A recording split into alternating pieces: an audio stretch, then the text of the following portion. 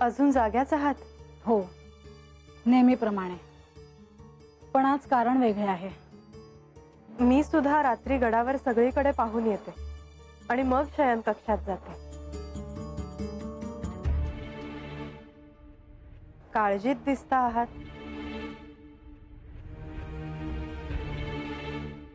हो, कारण माझी काहीही चूक नसताना आयुष्यात सगळी सुख मला वाटून घ्यावी लागतात. पतीचेही विभाजन झाले आहे. म्हाळसा, ह्या दुःखातून तुम्ही आता बाहेर या. कशी येऊ देवी? आज यांनी स्वतःला अंतःपुरात बंद करून घेतले आहे.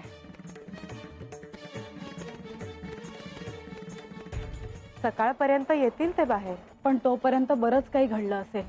म्हणजे? देवी, इथे आपल्या दृष्टीला जे पडतं तसं नसतं. तुम्ही स्पष्ट का सांगत नाही? बानूला मानस सरोवरावर आणि देवी गंगा यांचे दर्शन घेण्याची इच्छा आहे. परंतु त्याचा आणि श्री खंडेराय एकांतात असण्याचा काय संबंध? असं काय करता आहात देवी? हे जेव्हा मला सूक्ष्मदेहाने मानस सरोवरावर घेऊन गेले होते तेव्हा काय घडलं होतं हे मला ठाऊक आहे. म्हणजे ह्या वेळी श्री खंडेराय बानूला मानस सरोवरावर घेऊन गेले आहेत किंवा घेऊन जाणार आहेत असं तुम्हाला वाटतं आहे का?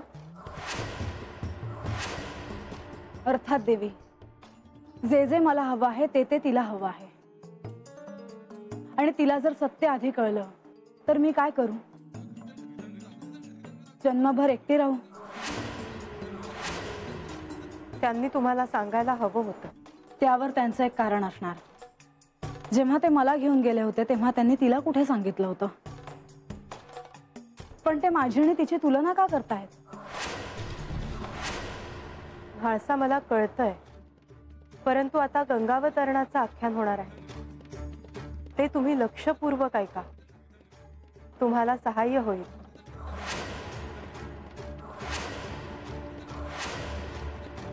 देवा, मला कैलासाचं दर्शन झालं आणि असं वाटतंय का त्यांच्याकडे बघतच राहावं. आणि असं वाटतंय का तुम्ही भी ततच आहे ती.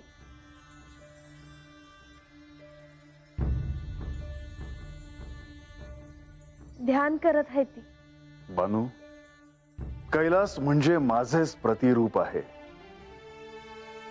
जर तू त्याकडे ध्यान देऊन पाहशील तर त्यावर तुला माझी खूण असलेल्या त्रिपुंडाच्या रेषा आढळतील.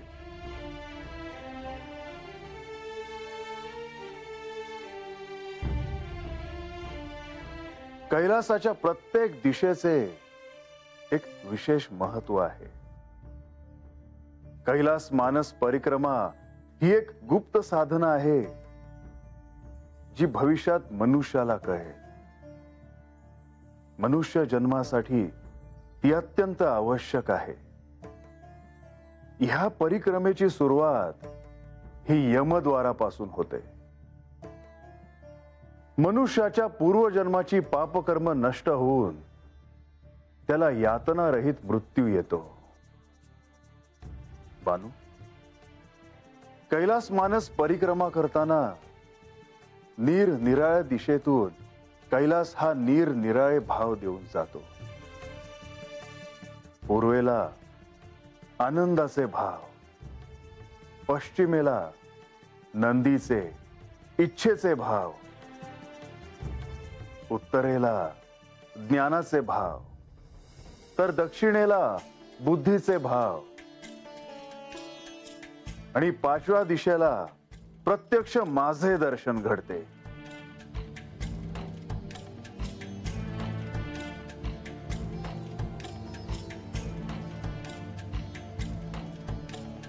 बानू, काय झालं? काय नाही देवा, पण असं वाटलं का मी भी ततच आहे. बानू, तुला हे असं वाटणं अत्यंत स्वाभाविक आहे, कारण त्या कैलासाशी तुझा गतजन्म जोडला गेला आहे.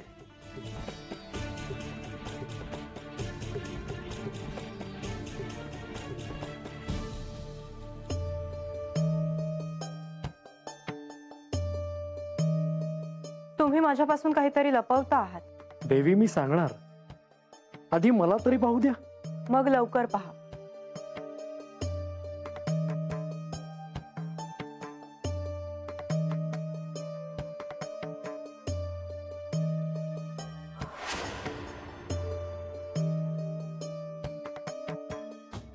देव गडावर नाहीत. कुठे गेले आहेत ते? आत्ता नाही सांगत, आणि तुम्ही त्याचा विचारही करू नये. म्हणजे तुम्ही मला सांगणार नाही आणि मी दिव्य दृष्टीने ते पाहू नये असं तुम्ही मला सांगता आहात. तुम्हाला त्याचा प्रत्यय येईल, विश्वास ठेवा. परंतु श्री खंडेराय गडावर नसतील तर त्यांनी तसं म्हाळसा देवींना सांगितलं आहे का? म्हणजे त्यांना माहीत आहे का ते? माहीत नसावं. प्रत्येक गोष्ट ठाऊक असायलाच हवी असं नाही ना. बाणाईला तरी कुठे ठाऊक असतं? आता आपण देखील असा विचार करायला लागलो तर आपण पक्षपात करतो आहोत असं नाही वाटत तुम्हाला? तुम्ही नक्की कुणाची बाजू घेत आहात? मला केवळ इतकंच म्हणायचं आहे की श्री खंडेरायांनी म्हाळसा देवींना विश्वासात घेऊन त्यांना सगळं सांगायला हवं. त्या ऐकतील असं वाटतंय तुम्हाला?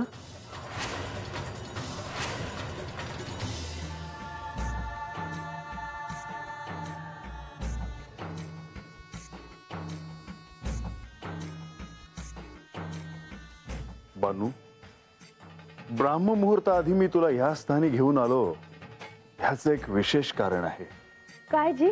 ब्राह्ममुहूर्ताच्या आधी ह्या मानस सरोवरावर देव, यक्ष, किन्नर, गण, ज्ञानाला प्राप्त झालेले गुरु, सद्गुरु हे सारे जण स्नानासाठी येतात. तुला त्यांचे देखील दर्शन घडेल.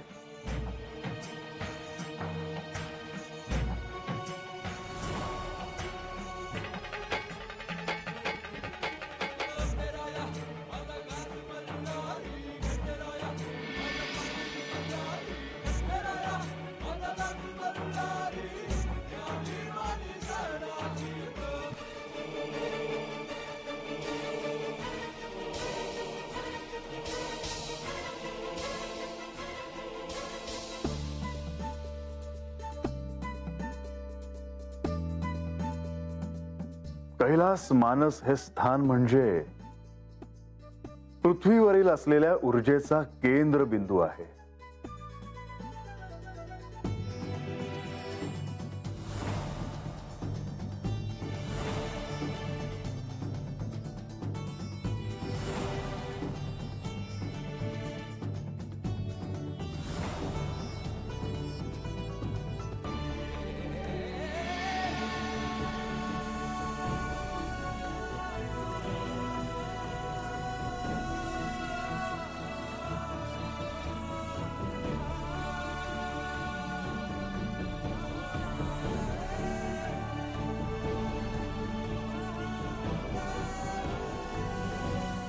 चंद्रदेव, देवा, आज आपली आणि बाणाईची भेट होईल हे ज्ञात नव्हते. बाणाई, ह्या मानस सरोवरात आपले स्वागत आहे. जी. देवा, आज बाणाईंना या स्थळी आणण्याचे काही विशेष प्रयोजन आहे का? होय, बानूला गंगेचे दर्शन घ्यायचे आहे. देवी गंगा? परंतु देवा, काय झालं जी?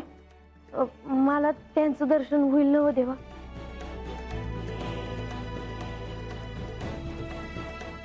होय बानू, तुला गंगेचे निश्चित दर्शन घडेल. पण अंतिम सत्य काय आहे हे समजण्यासाठी जर तू तिचे सहाय्य मागितलेस तर? नाही देवा, मी नाही करायची तसं. मला नुसतं त्यासनी बघायचं आहे. जेव्हा धरणं आख्यानामध्ये त्यांच्याबद्दल ऐकलं आहे तेव्हा धरणं त्यासनी बघावं असं वाटतंय. आणि काय बानू? आणि मला असं बी वाटतंय देवा का त्यांचं वागणं माझं वागणं सारखंच आहे.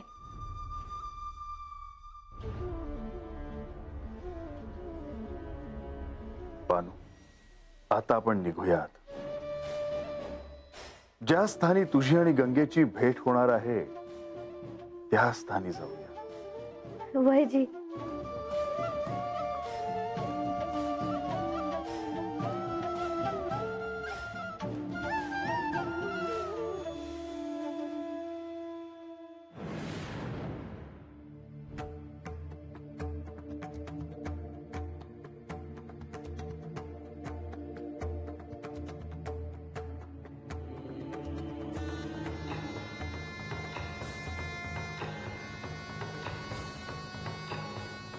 हे काय आहे देवा?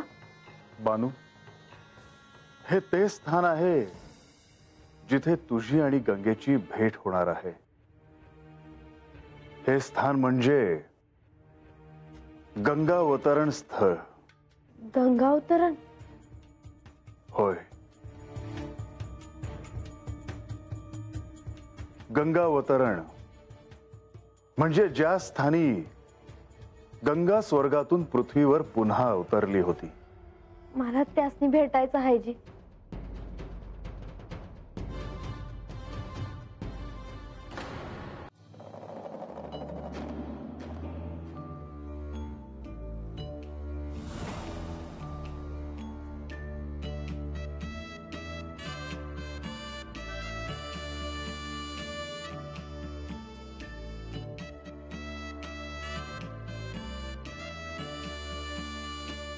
बानू, ही गंगा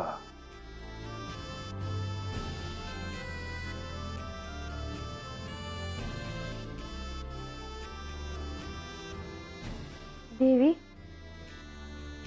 म्या तुमच्याबद्दल आख्यानामध्ये ऐकलं तेव्हा धरण तुम्हासनी भेटायची लई इच्छा होती बघा माझी. मला देखील तुझ्याबद्दल ठाऊक आहे. तुला भेटायची मला देखील खूप उत्सुकता होतीच.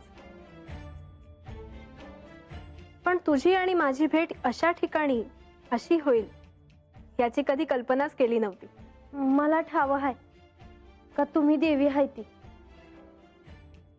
मी आपली रानात लहानाची मोठी झालेली अडाणी बाई. पर तुमच्याबद्दल आख्यानामध्ये ऐकलं आणि माझ्या डोळ्यातनं पाणी चाललं बघा. पर आज तुमचं दर्शन झालं, माझं भाग्य आहे बघा.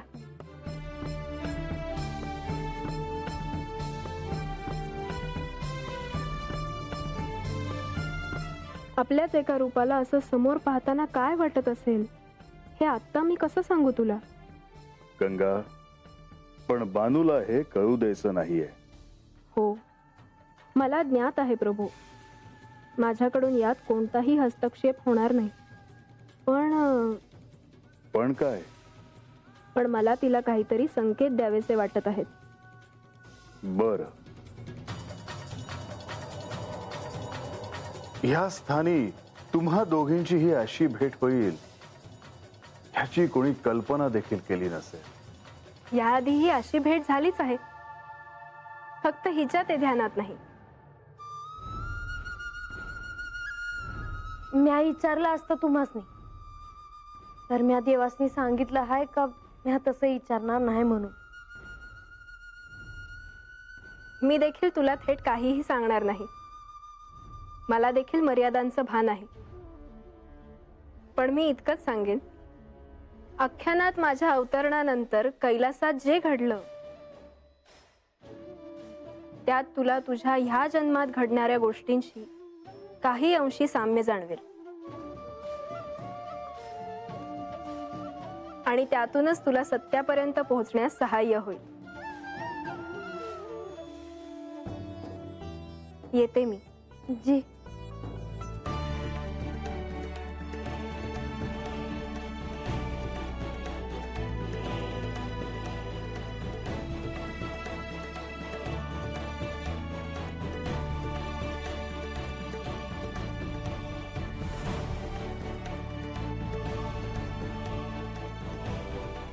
बानू, गंगेने तुला संकेत दिला आहे, मात्र अंतिम सत्य काय आहे हे मात्र तुलाच शोधायचे आहे.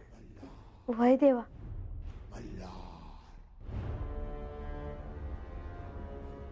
ब्राह्म मुहूर्ताची वेळ टळत आली आहे. आता केव्हाही पहाट होईल तेव्हा आता मात्र आपल्याला निघायला हवं. जी.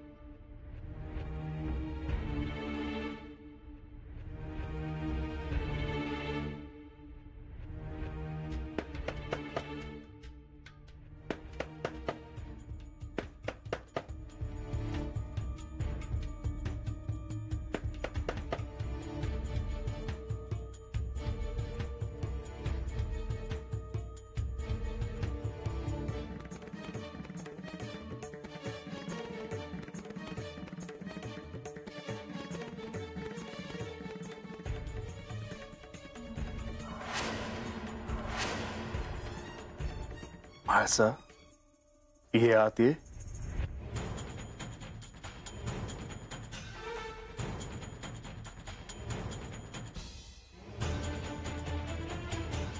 तुम्ही सर्व दारं खिडक्या बंद करून एकांतात का गेला होता?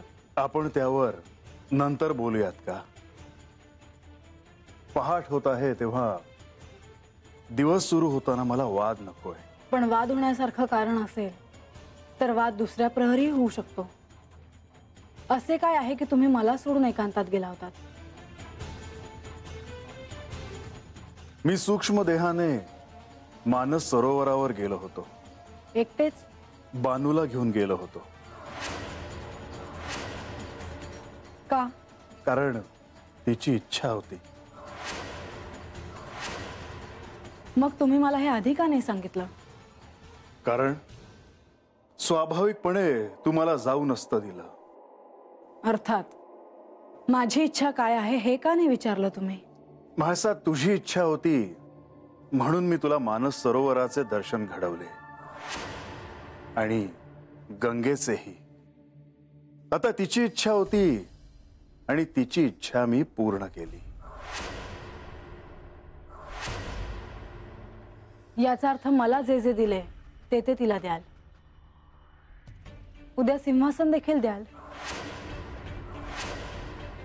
नाही, तो केवळ तुझा अधिकार आहे आणि ते स्थान केवळ तुझेच आहे.